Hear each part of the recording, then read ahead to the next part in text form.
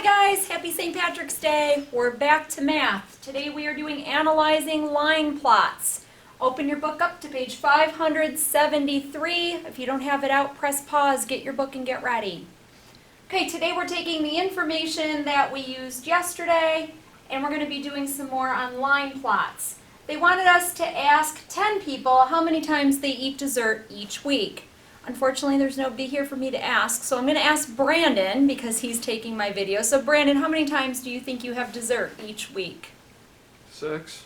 Okay, Brandon says 6, so I'm going to mark him down for 6 times each week. I'm going to say I probably have dessert maybe 3 times each week.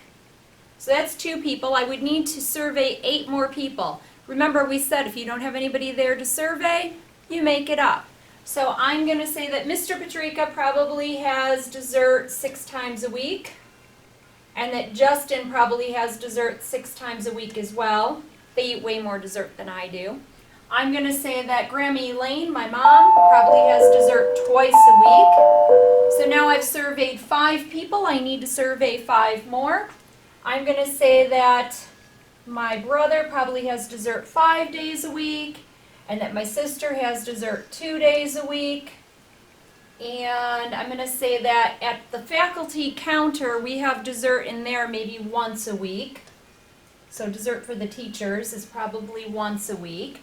So now I have 8. 3 plus 1 is 4, 5, 6, 7, 8. So I need 2 more people. So I'm just going to say somebody has a lot of dessert. They're having dessert every day plus sometimes twice a day. And I'm going to mark another person for 3 times a week. So please make your line plot look like mine. You're going to have 1 person having dessert once a week, 2 people twice a week, 2 people 3 times a week. Nobody's having dessert 4 times a week, 1 person 5 times a week, 3 people will have it 6 times a week, 0 people for 7 times a week, 1 person for 8 times a week, 0 people for 9 times a week, 0 people for 10 times a week. It says, how many times a week do most people eat dessert? This is really easy. I'm just going to look to see which line of X's is the tallest. And I can see it's right there at number 6. So 6 times per week.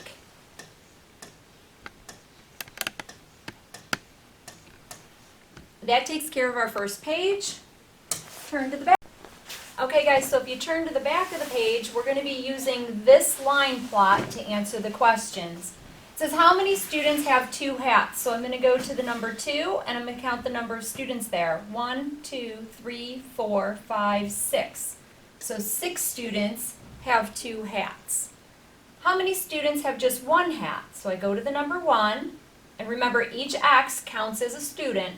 So 1, 2, 3 students. How many students have 3 hats? So I'm going to go to the number 3, and there are 1, 2, 3, 4 students who said they have 3 hats. How many students have more than 2 hats? It's more than 2, so I'm not going to count the number 2.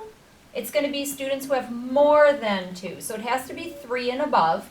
So I'm going to skip over to 3, and there's 1, 2, 3, 4, 5, 6, 7.